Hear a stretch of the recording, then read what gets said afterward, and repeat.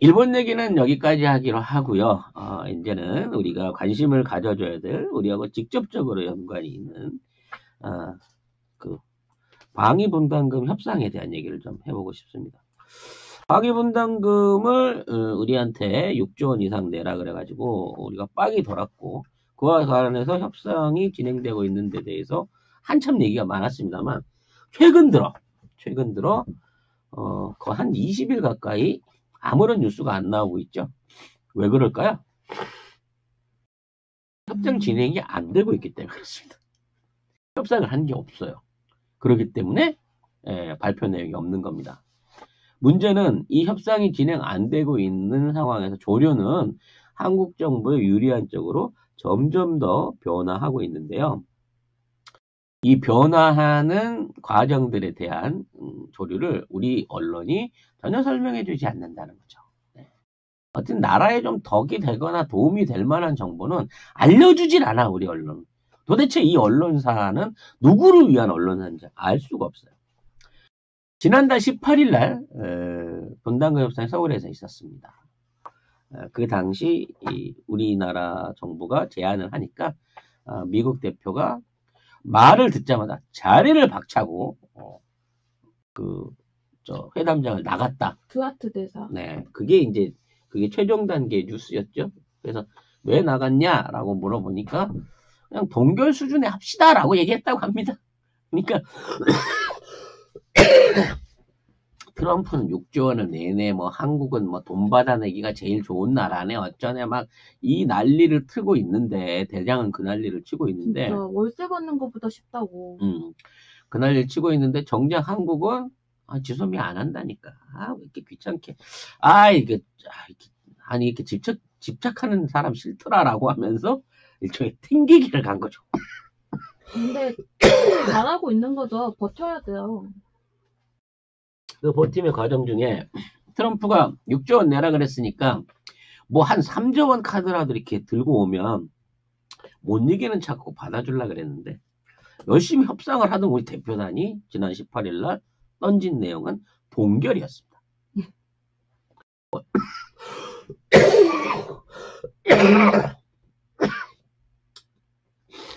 죄송하네요. 양해 바라겠습니다. 다음 네. 주까지 꼭 놨을게요. 지금 그래서 이 협상 대사가 협상을 할 여지를 잃어버린 거예요. 자리를 박차고 나간 겁니다. 호텔에서 기다렸어요. 아무 연락이 안 와. 아마 느낌으로 이럴 거. 나를 이렇게 대하는 사람은 처음이야. 미국을 이렇게 대하는 나라는 처음이야. 이런 느낌 아니었을까요? 지가 나가거나 말거나 신경 안 쓰고 내비뒀습니다. 네. 내비두다 보니까 뻘쭘하잖아. 연락도 안 오는데 지가 막차고 다시 나오기도 하고. 미국 갔습니다.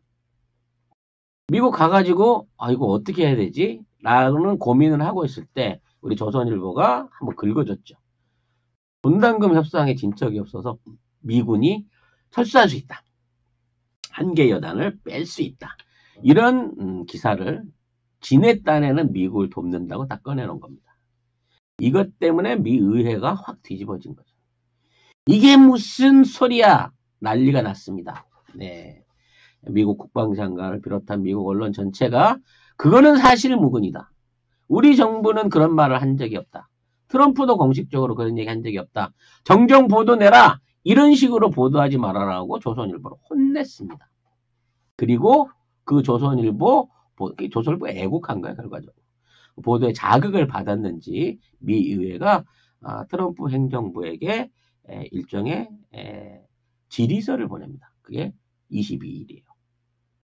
그러니까 18일 날 그 사고 치고 난 다음에 조선일보가 기사를 때리니까 미 하원에서 질의서를 보낸 겁니다. 질의서 내용은 마치 우리의 입장을 대변해주는 듯한 내용이었어요. 돈을 그렇게 달라고 하는 이유가 뭔데? 근거가 뭐야? 이만한 돈이 들어갈 데가 어디가 있어? 이걸 물어본 거죠. 그럼 트럼프도 없었습니다. 왜냐면 지금 기존에 뭐 우리한테 추가로 물릴 수 있는 내용이라고 해봐야 해외 주둔비거든요. 그 중동 쪽에 주둔하는 사람들, 그쪽 군인들에 대한 주둔비까지 한국에다 물어야 된다라고 얘기했지만, 그래봐야 6조 원이 안 되고요. 뭐 한 1조에서 2조 원 수준인 거고요. 이미 그쪽 나라들한테 분담금을 걷고 있는 상황이었다는 거예요. 사우디나 아랍에미레이트 같은 기존의 봉들한테다 돈을 걷고 있는데 왜 이중과세를 하려 그래? 왜 영수증 하나를 갖고 양쪽에서 청구를 하려 그래? 라고 대답할 수밖에 없는 입장이라 지금 질의를 제대로 못하고 있는 거예요. 가장 핵심적인 질의 내용은 뭐였냐? 만일 이 분담금 협상이 안 되면 그때는 어떡할 건데? 라는 내용이 있었다는 겁니다.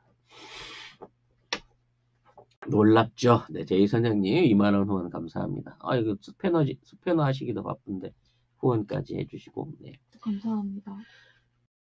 결과적으로 이거를 연계해가지고 뭔가를 이제 만약 이게 안 됐을 때 어떠한 방식으로 제재를 한다든지, 뭐 그와 관련해서 예를 들어 무역 제재를 해갖고 한국을 굴복시킨다든지, 아니 뭐 다른 안건을 통해 가지고 뭐 이걸 보상받는다든지 그런 대책은 갖고 임하는 거니? 라고 질의를 했을 때 트럼프가 깝깝해진 거예요.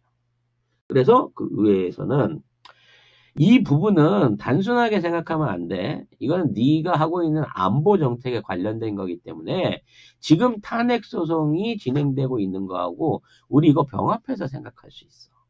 그러니까 생각 잘해서 대답하는 게 좋을 거야 라는 질의서를 던진 겁니다. 그래서 트럼프는 야, 협상을 계속 진행을 좀 해보지 라고 해서 12월 2일날 3일날 우리 대표단을 미국으로 불렀다고 합니다. 그래서 우리 대표단이 갔다 왔어요. 네. 박차고 나갔던 애가 와서 이제 맞이하러 왔겠죠. 맞이하러 온 상황에서 우리 대표단은 아무런 추가 제안을 하지 않았다고 합니다. 미국 애들이 마음에 우리 뭐 미국을 설득할 수 있는 대안을 갖고 와봐라 그랬는데 지난번에 얘기했잖아 동결이라고 라고 얘기한 이외에 아무런 추가 제안을 하지 않았다는 얘기입니다. 그래서 3일날 아무런 만남 없이 그냥 또 왔습니다. 결국 지난 18일 이후로 실질적으로 이루어지고 있는 거는 아무것도 없는 겁니다. 진행되고 있는 거는. 자, 이 상황에서 의회가 지금 이 상황이 트럼프의 안보의식과 동맹에 대한 거를 문제 삼을 수 있는 중대한 실책이다라는 쪽으로 몰아가려는 움직임이 보이니까 급하게 이제 3일 이후 끝나고 난 다음에 10일 날 미 전략연구소의 컨퍼런스에 이제 국방조달 차관보가 참석을 해가지고 굉장히 주목해 봐야 될 발언을 하게 되는 겁니다. 그러니까 지금 트럼프가 압박받는 거는요, 이 실무회담, 지금 있는 방해비 협상회담이 잘못되면 어떡할 건데, 다른 대안이 있어야 대한 질문을 의회한테 푹 찔리는 순간, 우리가 대안이 없지, 그 생각을 하게 된 거예요. 이게요, 우리 입장에서는 원래 소파 규정이 있어요. 소파 규정에는 우리가 분담금을 물 아무 의무가 없습니다만 우리가 자진해서 조금 보태줄게. 어렵게 와서 고생하는데 우리가 먹고 살만하니 좀 보태줄게라는 차원에서 우리가 같이 방위 분담금을 내주겠다고 협약을 우리가 만든 거예요. 그래서 그러한 제안을 통해서 지원을 받고 있는 상황이기 때문에 언제든 이건 되돌려버릴 수 있는 내용이고 주기 싫으면 안 줘도 됩니다. 심지어는 그동안 지급했던 방위 분담금 중에 다 못 써서 미국 은행에 저축을 하고 있거나 아직 한국에서 집행되지 않은 비용도 3조 원, 1조 원 가까운 돈이 지금도 남아돌고 있다는 거예요. 그런 입장에서 니들이 무슨 배짱으로 여기에 추가 5조를 요구할 건데 여기에 대한 대책하고 그와 관련된 경비 계산서 한국군과 한국 주둔 미군과 일본 주둔 미군에 대한 제대로 된 계약서를 내놔봐라고 얘기하는 순간 트럼프가 협박질러는 더 이상 되지 않는구나 라는 상황을 맞이한 거고 10일 날 들어서 미국의 국방 조달 담당 차관보가 얘기를 꺼낸 얘기가 뭐냐. 공식적이지 않다는 이름으로, 그러니까 공식적이지 않은 입장으로 방위비와 무기 구입 연계가 가능하다라고 하는 발언이 처음 나왔다는 겁니다. 10일 날. 나의 사랑 국가님, 5만 원 감사합니다. 목감기에 좋은 마늘 영양 주사 받으시고. 아, 주사요? 제가 주사를 무서워해요. 네. 그냥 마늘을 씹어 먹도록 하겠습니다. 5만 원어치 먹겠습니다. 네. 이거는 굉장히 시사하는 바가 큽니다. 즉, 우리가 매년 미국에서 이제 구입하고 있는 그 무기들의 가격이 거의 뭐 10조 원 가까운 비용을 뭐 해외 무기까지 다 포함이 되어 있습니다만 10조 원 가까운 비용의 무기들을 사들이고 있는데 이 사들이는 무기들을 방위분담금 증액 부분하고 연계해서 생각할 수 있다라는 방식으로 이게 바뀌어지게 된 거예요. 처음으로 트럼프가 양보의 선을 비춰냈다는 거죠. 왜? 이거 빨리 문 안 닫으면 자기 지금 우크라이나 사태 청문회하고 같이 엮여가지고 뭔가 엄청난 정치적으로 실정을 하고 있는 부분으로 보여줄 수밖에 없는 상황이 계속 만들어지고 있거든. 이 와중에 우리 또 북쪽에 있는 정은이는 그 문 닫았던 동창리해갖고 고체 연료 실험을 한다고 하면서 뭐 실험까지 해가면서 수틀리면 ICBM 쏠 거야, 뭐 내년에 쏴버릴 거야, 이런 식으로 협박질을 하고 있는 상황이라는 거예요. 트럼프는 생각 잘못한 거지. 우리 문재인 정부의 외교력 내지 협상력을 우습게 본 거지. 말하면 들어줄 줄 알고 안 들어줘. 그래서 지금 무기를 사는 걸로 방위금 받는 걸로 복식부기해서 회계 정리를 다시 해가지고 요 부분 해결하자라는 식으로 가고 있다는 거예요. 그럼 우리는요 방위분담금 10조 원도 낼 수 있어요. 왜? 이제부터 그동안 우리가 확보하고 싶었지만 확보 못했던 첨단 무기들을 사들이고 이거를 방위분담금 조건 그 바운더리 안으로 끌어들일 수 있는 여지를 만들어냈다는 거거든. 지금 이 얘기가 이제 진행되고 있는 상황 중에 글로벌 호크 아시죠, 여러분? 고고도 무인 정찰기라고 하는 글로벌 호크의 연내 도입이 확정이 됐습니다. 이게요. 2천억에서 3천억짜리입니다. 그러니까 우리 돈으로 한 2천억이 넘는 장비고 뭐 부가 관련된 그 옵션까지 따지면 거의 3천억 가까이 된다 그래요. 이 자체가 이제 대단한 정찰기입니다. 20km 상공에 떠가지고 지상에 있는 30cm 물건을 식별할 수 있는 감시 기능을 갖고 있고 3000km를 볼 수 있기 때문에 사실 얘를 띄우면 인공위성이 필요 없다라고 하는 게 글로벌 호크예요. 이 글로벌 호크를 우리가 도입할 수 있게 됐다는 겁니다. 이게 왜 위대하냐면 일본도 아직 도입이 안 됐거든요. 일본도 지속적으로 글로벌 호크를 달라고 하는데 안 줘 하고 내년에 줄게 기다려 하고 있는 상황이었는데 연내 우리나라에 먼저 들어온다는 겁니다. 그리고 일본에는 3대 정도 줄까라고 계획을 세우고 있는데 우리나라는 5월 달까지 4대를 주겠다는 겁니다. 글로벌 호크 4대를. 글로벌 호크가 뜨면 기상 상황에 상관없이 사람을 실체하는 상황에서 30시간 동안 아까 말씀드린 3000km 범위 안에 있는 모든 군사적 정보와 움직임을 끌어들일 수 있다는 거죠. 어마어마한 거예요. 어마어마한 정찰기입니다. 이 정찰기 4대를 보유하는 최초의 국가 대한민국이 될 수 있다는 거예요. 이거는 사실 지소미아 종료에 관한 그 이후를 생각하고 있는 미국의 정책 변화로도 볼 수 있습니다. 왜냐면 현재 이제 그동안 한반도 안에서 오던 전략자산, 정보자산들 자체가 일본하고 외교적인 관계 때문에 끊어질 수 있다라는 부분 때문에 한미 간에 좀 더 긴밀한 어떤 군사 정보를 필요로 하는 부분이 생기고 지금 북한은 저렇게 중국하고 러시아 믿고 계속 개기는 방향으로 나가니까 이왕 주기로 한 거 빨리 줘가지고 당장 12월 하반기부터라도 북한을 비롯한 러시아, 중국의 움직임들을 볼 수 있게끔 글로벌 호크 도입하자라고 하는 결정이 빠르게 이루어졌다는 거예요. 그리고 추가로 핵 추진 잠수함. 그러니까 우리가 이제 지금 자체적으로 만들 수도 있다고 합니다만 그래도 제대로 된 잠수함을 좀 굴려서 좀 만져봐야 이것도 우리가 스스로 건조할 수 있는 능력이 생길 거 아니겠어요? 핵추진 잠수함에 대한 도입도 가능할 것이다. 심지어 중항모 이상의 항모와 레이더 설비들을 들여올 수 있는 여건들이 앞으로 확보될 것이다라고 하는, 오히려 그동안의 방위 분담금 협상을 우리한테 유리한 전략 무기로 확보할 수 있는 협상으로 바꿔가고 있는 전제가 10일부터 생겼다는 겁니다. 이거는 그 주한미군에 대한 미 행정부의 태도, 그러니까 지금 그 주한미군을 철수시킨다고 하는 생각을 갖고 있는 트럼프에 대한 일종의 미 행정부의 적극적인, 매우 적극적인 반대 의사의 표현으로 이해를 하셔야 됩니다. 지금요, 현재 그 미국 안에 잉여 병력이라 그래야 되나?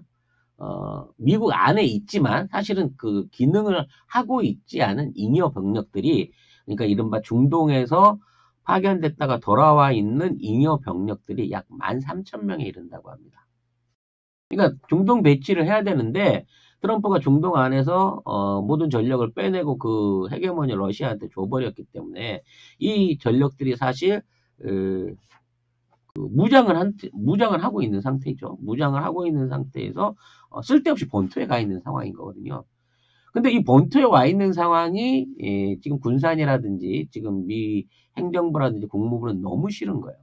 그래서 이 13,000명 이상의 병력을 좀 더 국제 정치학상으로 유리할 수 있는 지점에다가 두고 어느 때나 출동시킬 수 있는 조건이 좋은 지역을 보고 있는데, 그 핵심적인 후보지가 대한민국이라는 겁니다.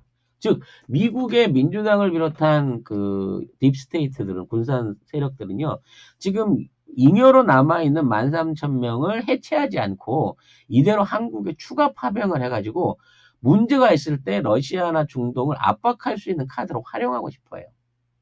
그렇게 하기 위해서는 지소미아도 반드시 필요하고, 그리고 미군 병력의 어떤 그 반한 감정 같은 걸로 인한 미국 병력을 내보내라라고 하는 한국인들의 심리적인 부분도 굉장히 신경을 써야 된다는 거고, 또 그와 관련해서 좀 더 그 원활한 투입과 훈련과 이런 것들이 이루어질 수 있는 한미 간의 군사 공조가 너무 필요한 상황이거든요.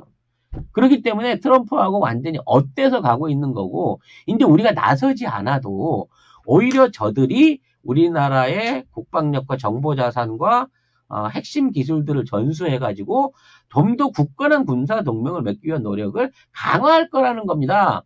그리고 일본이 노리고 있었던 그동안 아시아에서의 미국을 대리할 수 있는 군사적인 대리인의 역할을 이제는 한국이 받아올 수 있는 가능성이 훨씬 더 높아지고 있다는 겁니다. 이게 글로벌 호크의 도입, 그리고 앞으로 방위 분담금 협상 안에서의 극적인 전환으로서 나타나게 될 것이라는 거죠. 이 모든 게 정말 절묘하게 맞아떨어진 우리 이 국방 외교의 삼박자가 갖춰진 어떤 뭐 성공 사례를 만들고 있다, 이렇게 얘기해도 될 것 같습니다. 사실 이제 그 13,000명이라는 병력을요, 전 세계 어디에든 놔두기 위해서는 비용은 늘 필요합니다만, 우리처럼 분담금을 내주면서 거주 비용이 싼 국가가 없어요. 그리고 만족도가 높은 국가가 대한민국만큼 있는 국가가 없다는 겁니다. 중동이라든지 저 뭐 어디 인도양이라든지 심지어 일본도요, 겁나 불편하대요, 미군들이. 근데 우리나라 미군 기지에 와 있는 미군들은요, 지나라 안 갈라 그런다니까. 순환근무 끝나고 가라 그래도 어떻게든 너 있고 싶어요, 그리고 연장하려고 난리라니까. 그만큼 우리가 잘해줘요. 전 세계에서 제일 큰 최고로 호합한 군사기지도 만들라고 평택이 제공했잖아. 거기에다 5개 몰아넣으면 25,000명도 더 갖다 집어넣을 수 있다고. 이런 좋은 꿀과 같은 대한민국을 화나게 해서는 안 된다라고 하는 게 민주당 정부요. 민주당의 입장인 거예요. 그래서 트럼프의 방위비 협상 전략은 이제 우리 손을 떠났다. 완전히 물 건너갔다. 대신 우리는 그동안 쇼핑 못했던, 안 판다고 버티고 있던 여러 가지 최첨단 무기들을 사서 이것들을 연구해가지고 우리 자주 국방을 위한 자체적으로 제작 개조할 수 있는 이러한 무기들로 개조해 나가면서 새로운 군사 강국, 군산 기술 강국으로 펼쳐나갈 수 있는 준비를 하자. 대한민국 만만세다. 라는 얘기를 드리고 싶습니다. 이 모든 게요, 뭐 국뽕 같은 느낌도 있지만, 우리가 단순하게 이렇게 하겠습니다라고만 계획만 세워갖고는 미국도 우리한테 이렇게 전향적으로 나오질 못해요. 지금 올 1년 동안 우리가 미국의 군사 전문가들을 깜짝깜짝 놀라게 하고 있습니다. 일단 한국의 미사일 전력들이 대단하다. 천문화, 천궁, 이런 한국의 국산 무기들 미사일 수준들이 대단한 수준에 올라와 있다는 걸 보여줬고요. 우리 잠수함 건조 기술, 구축함 건조 기술, 그리고 스스로 지금 현재는 이지스함을 생산할 수 있고 건조할 수 있고 내부 장치들을 만들어낼 수 있는 능력들에 깜짝 놀라고 있습니다. 그리고 최근에는 KF-X 계획을 단독으로 발표했잖아요. 스텔스형 4.5세대 스텔스형 국산 전투기를 우리가 설계하고 우리가 만들겠다고 선언을 했어요. 그 선언한 과정 중에 깜짝 놀랄 미국 군사적으로 깜짝 놀란 이유가 이미 이 설계를 완성에 가깝게끔 맞춰놓고 있는 상황에서 심지어 안에 탑재되는 무기 시스템들을 미제가 아닌 유럽이나 우리가 선택할 수 있는 국가의 기종으로 멀티로 범용해서 쓸 수 있도록, 즉 우리가 만든 비행기에 미제 미사일뿐만 아니라 유럽제나 중국, 러시아제도 충분히 활용해서 사용할 수 있는 범용 무기 체제 시스템까지 완성을 하고 있더라라는 것을 보여준 겁니다. 그러니까 한국의 KF-X가 주력으로 앞으로 탑재하려고 하는 공대공 미사일이 유럽제요. 네. 유럽에서 도입해서 이미 그걸 쓰겠다라고 선언해버린 겁니다. 그렇게 되다 보니까 한국을 저대로 놔두고 지금 기술 전수 안 해준다고 이러고 버티게 되면 결과적으로 저희들이 완전히 기술 독립하는 순간 우리하고의 무기 연관성, 무기를 지속적으로 팔아먹을 수 있는 시장마저도 잃겠구나라는 위기감이 확 올라와 버린 거예요. 그렇잖아. 아스칸데르 가져다가 천궁 미사일 만들었지. 자체적으로 기술 개발 KF-X 완성시켰지. 지금 자체적으로 만들어낸 흑표 전차나 K9 자주포의 성능이 너무 뛰어나가지고 그 세계 시장에서 미국제 무기를 압도하고 있는 상황을 보면서 더 이상 한국을 그냥 둬서는 안 된다. 옛날처럼 생각해서는 안 된다라고 하는 위기의식이 온 거죠. 반대로 일본 같은 경우에는 자체적인 자국의 미래 전투기, 신세대 전투기 개발 계획이 F-35 때문에 완전히 종료돼 버린 상황이기 때문에 우리랑은 정반대기를 가고 있는 상황이거든요. 맞습니다. 처음에 우리가 이제 6조 원 던질 때부터 우리 양현종 차관을 비롯한 외교 전문가들이 그거 그냥 꽁돈으로 못 주니까, 근데 니들 요구 근거도 없으니까 우리가 그걸로 무기 사줄게. 대신에 그냥 무기만 딸랑 사는 게 아니라 무기하고 연관된 기술 도입도 같이 들어오는 조건으로 사줄게라고 하는 준비를 했었고요. 거기에 대한 준비와 노력들이 지금 결실을 보고 있다라는 부분을 오늘 다시 한번 확인할 수 있었습니다. 국뽕이 시원하시죠? 네, 김현종 차관 맞습니다. 네. 이와 관련해서 이제 앞으로 차기의 이제 도입이 빨리 결정돼야 돼. 도입되면 한반도 동아시아 지역의 어떤 군사 지도를 바꿔 넣을 수 있는 전력이 이 핵추진 잠수함입니다. 최근에요, 이거하고 이제 연관이 있을지는 모르겠습니다만, 우리나라 한수원이 국내 광고를 시작했는데, 이 스마트 원자로라는 단어를 실제로 쓰기 시작했어요. 스마트 원자로는 저 은원이 참 많습니다. 네. 세월호 때 이제 스마트 원자로를 잠시 거론한 적이 있어가지고, 말이 많았던 부분이 있는데, 아무튼 우리나라는 스마트 원자로에 대한 규격과 개발이 그 당시에도 이미 끝나 있었고, 이명박이 이 스마트 원자로를 베이스로 한 어떤 새로운 원전 경제를 꿈꿨다라고 하는 얘기가 있습니다. 그와 관련된 이제 기술이라든지 개발 상황 언제 한번 길게 얘기를 드릴 수 있는데, 이게 이제 우리한테 이런 스마트 원자로 기술이 있다는 것 자체가 그동안은 공공연한 비밀이었거든요. 근데 한수원이 어저께 TV 광고를 봤는데 스마트 원자를 직접 언급했어요. 스마트 원자로는 핵 추진 항공모함이나 잠수함의 엔진으로 쓰일 수 있는 기술입니다. 그거를 우리 대한민국 원자력 연구기관, 국가기관이 가지고 있다라는 선언을 했다는 겁니다. 미국에서 잠수함을 도입하지 못하게 된다고 치면 우리가 자체 건조할 수도 있다라고 하는 어떤 기술 굴기를 보여준 게 아닌가라는 생각을 하면서, 야, 우리나라도 지금 원자력 정책 많이 바뀌어가고 있구나라는 생각을 해보게 됐습니다. 네, 양현종이라고 하셨다고 하네요. 아, 그랬어요? 네, 제가 대신 사과드릴게요. 그 잘못입니다. 제가 현종 중에 양현종을 제일 좋아합니다. 다른 걸 집중하다가 송 작가님 잘못을 짚어내지 못했습니다. 한빛의 구멍이나 제대로 막자. 한빛은 이제 폐기 처분해야죠. 네, 파 묻어야 되는 거고요. 우리나라의 이제 원자핵 기술을 통해 가지고 우리나라가 앞으로 원전 해체라든지 폐연료 가공을 할 수 있는 수준의 원자력 관리 협정 같은 것들도 이 방위비 이 분담 협정과 함께 같이 이루어지기를 바래 보도록 하겠습니다. 요 얘기는 여기까지 정리하겠습니다. 감기약 부작용이라고요? 아니에요. 원래 네, 이러신 분이에요. 평소에 이렇습니다. 제가 제일 못하는 게 전화번호하고 사람 이름을 잘 못 외워요. 네. 그래서 저는 우리 식구들 전화번호를 하나도 기억하지 못합니다. 아니, 제가 드린 자료도 안 읽습니다. 읽었습니다. 잊어버려서 그렇지.